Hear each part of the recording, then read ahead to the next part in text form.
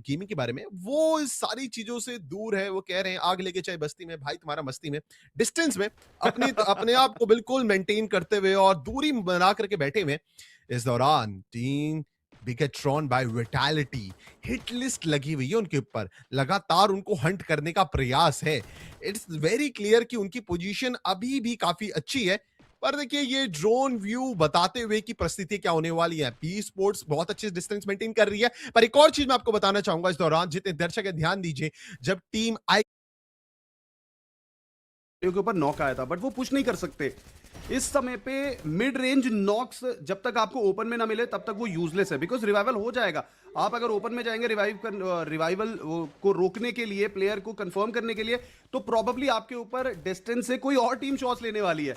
तो ये एक अलग ही तरीके का स्पाइडर वेब क्रिएट हो गया इन सभी प्लेयर्स के ऊपर, जहां हर किसी का टारगेट हर किसी के ऊपर है।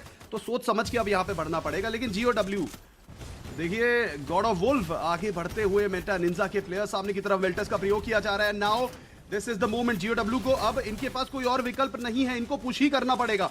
मेटा निंजा के प्लेयर्स अंदर की तरफ कंपाउंड के, लेकिन BTR भी अटैक बनाने की कोशिश करते हुए सामने की तरफ BTR के ऊपर भी नॉक आया था, और BTR ने अपने आप को बहुत ही बेहतरीन तरीके से रिपोजिशन किया है। GOW के डियान को डाउन किया। GOW जो इनके पास मैन काउंट था, अब स्लोली वो लूज करते हुए, Demon being the last man standing, Shanky बाहर आए हैं।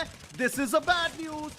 This is the bad news as I always say, but sadly Shanky को भी डाउन किया गया, लेकिन रिवाइवल उनका हो जाएगा बशर्ते BTR इनके ऊपर अटैक ना करे। BTR, this is the right time, this is the right moment। और ये लीजिए कोजा अटैक करते हुए, पीछे से दीक्स भी आते हुए।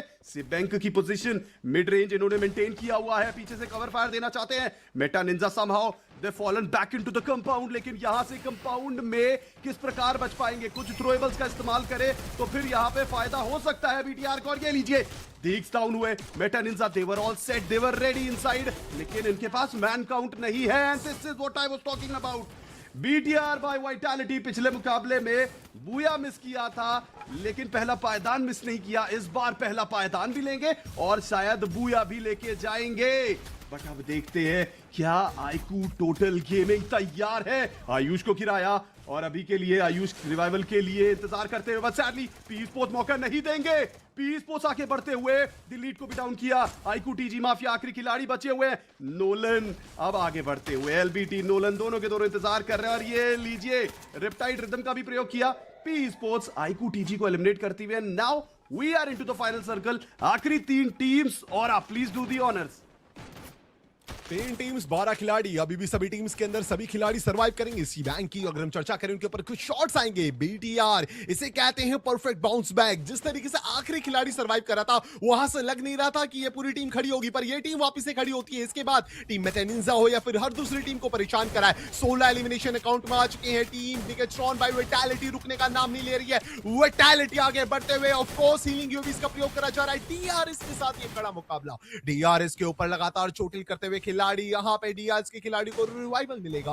ऑन द अदर साइड अगर हम चर्चा करें, डिक्स आगे जा चुके हैं। वहां पे ठाकुर यान आलू के ऊपर हमला करा जाएगा। कोशा ग्लू वॉल डिस्ट्रॉय करेंगे। ग्लू वॉल मेल्टर्स का प्रयोग करा जा रहा है। ऑफ कोर्स वहां पे यूएवी लाइट डिप्लॉय करा गया है, पर वहीं पर क्योंग भी नॉक हो जाएंगे। पी स्पोर्ट्स का बड़ा प्रहार, और इसी के साथ वो आखिरी